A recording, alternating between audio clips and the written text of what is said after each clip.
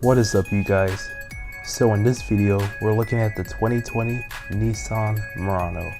So when it comes to SUVs like the Murano, you're really getting the Goldilocks size. It's not too small, nor is it not too big.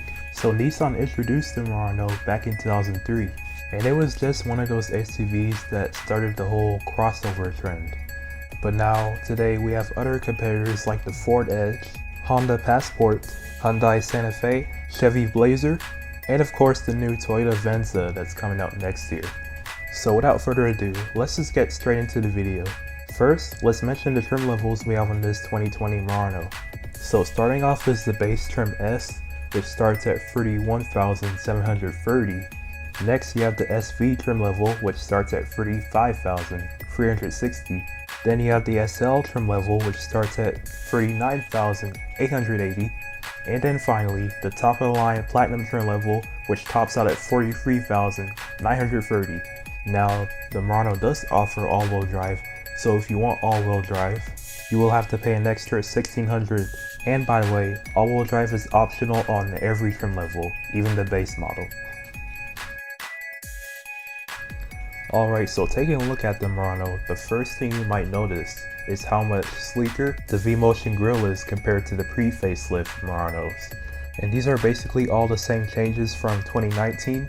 As you can see, Nissan also revamped the grille with this honeycomb looking pattern. So it definitely has a different vibe to it comparing to the older grille. Now take a look at our headlights. So these are fully LED headlights, and it has like this new triangular kind of shape to it, just like the new Hyundai Elantra. And I think it definitely makes the front of the Murano look even more futuristic than before. These headlights are standard on every Murano. Now moving down to the fog lights, they will be absent on the base trim level, but you can option it on the SV trim level, and then on the SL and Platinum trim levels they are standard. And the fog lights are LED, by the way. Now moving to the side of the Murano, as you can see, it has a really nice curvature going on in the body, and it really just looks awesome with this orange color, which is called Sunset Drift. And I think this is probably one of the best angles of the Murano. But anyway, starting on top, you will find a panoramic moonroof, which again is absent on the base trim. There are some chrome accent borders around the windows. Then looking at the windows, you can see the signature floating roof design, which I think works very well on the Murano. It definitely makes it look a lot sportier. Then moving down to the mirrors, they do have LED turn signals, which is standard on every Murano. But with the upper trim levels, you get some additional features such as heated mirrors and power tilting mirrors, which is only available on the SL and Platinum trim levels. Then moving down to the wheels, and this one being the base trim level, you get 18-inch alloy wheels, which are also found on the SV trim level. And then on your upper trims, you get 20-inch alloy wheels. Then as for the transmission, these wheels are connected to Nissan's Xtronic CVT or continuously variable transmission. Now looking at the rear of the 2020 Murano, this is definitely the love it or hate it part of the Murano for most people, and those are the boomerang style tail lights, which are also standard on every Murano, and they are LED. So these taillights are definitely something to get used to, especially if you're coming from like a second gen Murano. But moving down, you do have a chrome bar and dual exhaust. Now again, this Murano does have some bubbliness to it in terms of the overall body style and shape, and that does kind of take in on the actual cargo space, which we'll talk about. Now this tailgate is power lifting, which is only found on the SL and Platinum trim levels. And those trim levels also get the hands-free tailgate activation technology, in which you just wave your foot under the bumper to open the tailgate. So that's a really nice feature to have.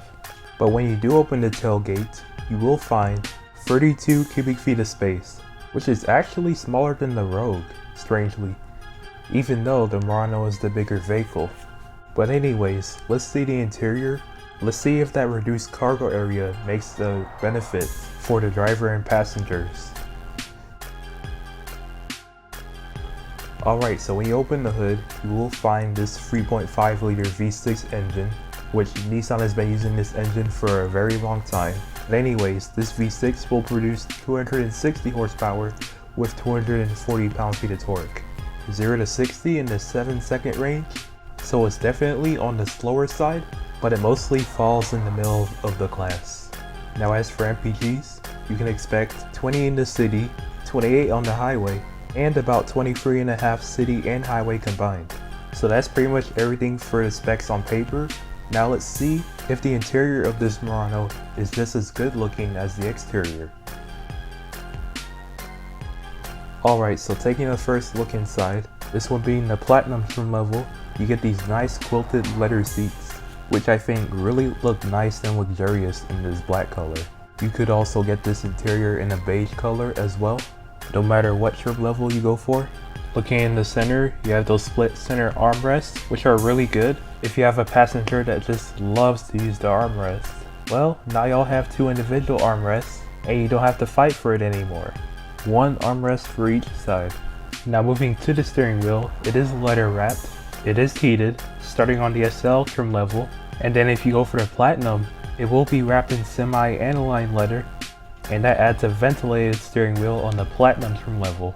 And you also have a power adjusting function. Now moving over to the infotainment setup, it is an 8-inch display on all Muranos, and as you can obviously see, it does have Android Auto and Apple CarPlay.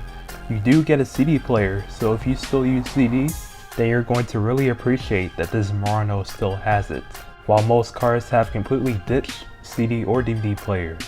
Then moving down to that gearbox, as you can see, it is still a traditional gear shifter, and this Murano does have a foot operated parking brake. In that gear shifter, you also have a manual mode, and it is hooked up to that continuously variable transmission. Then next to that, you have a nice little storage area for your phone or whatever. So overall, this is a really stylish and upscale interior. I really do like the fake wood trim going throughout the interior. And before I wrap things up here, I just want to mention that the seats are only 4-way power adjusting. There is no lumbar support. So that might be a deal breaker for some of you out there. But now, I think that pretty much wraps up this interior of this Murano. Alright, so one last thing before we wrap up this video, let's take a look at the key fob for this Murano. So this is still your outdated typical Nissan key fob. I'm sure the whole world has seen it by now. It does have their smart entry system and remote start system, which the base Murano does not have that.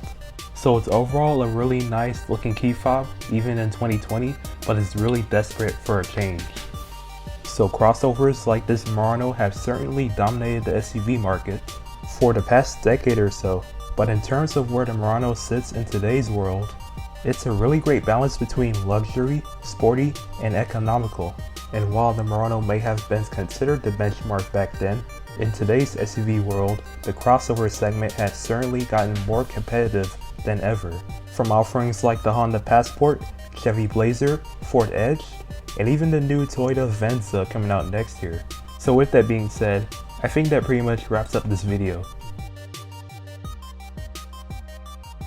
So again, if you did enjoy this video, please consider leaving me a like. Do not hesitate to leave a comment, because I will be happy to reply to any comments that you might have. If you want more videos like this, definitely let me know in the comments below, because I will definitely do more videos like this. But more importantly, what do you guys think of this 2020 Murano? Is it time for a refresh? Does it still look futuristic? And does it hold up well compared to the competition? But on a last note, thanks for watching.